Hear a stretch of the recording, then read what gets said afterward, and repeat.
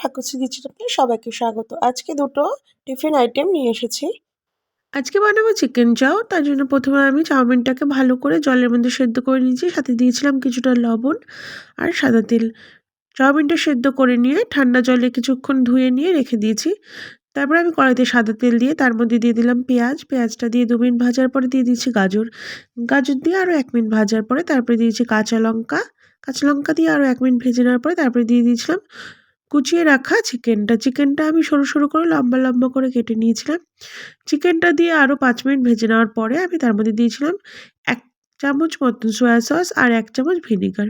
1 cup বাঁধাকপি আমি কুচিয়ে রেখেছিলাম, সেই বাঁধাকপিটা দিয়ে আরও 2 মিনিট ভেজে নেওয়ার পরে আমি ডিমটা আর চাউমিনটা দিয়ে দিয়েছি। চাউমিনটা দিয়ে আরও 3-4 মিনিট ভেজে নেওয়ার পরে নামানোর আগে আমি কিছুটা ব্ল্যাক পেপার আর চিলি ফ্লেক্স দিয়েছি। আপনারা চাইলে চিলি ফ্লেক্সটা ব্যবহার নাও করতে পারেন। তো রেডি হয়ে গেছে আমার চিকেন এগ চাও। কেমন লাগলো অবশ্যই জানাবেন। যারা যারা এখন আমার চ্যানেলটা সাবস্ক্রাইব করেনি অবশ্যই সাবস্ক্রাইব করে দেবেন। নমস্কার। আজকে বানাবো বাঁধাকপি মোমো। তার জন্য প্রথমে পাতাগুলোকে খুব ভালো করে সেদ্ধ করে সাইডে জল ঝরিয়ে রেখে দিয়েছি। তারপরে চিকেনটাকে ম্যাশ করে তার মধ্যে 1 চামচ লঙ্কার গুঁড়ো, 1/2 চামচ লবণ, 1 চামচ ভিনেগার আর 1 চামচ সয়া সস মেখে আমি 10 মিনিট রেখে দেবো। তারপরে আমি এর মধ্যে অ্যাড করব 1 কাপ বাঁধাকপি কুচি, 1/2 কাপ ক্যাপসিকাম আর 1/2 কাপ গাজর, আর সাথে দেব একটা পেঁয়াজ। সব কিছু মেখে আরও 5 মিনিট আমি রেখে দেবো।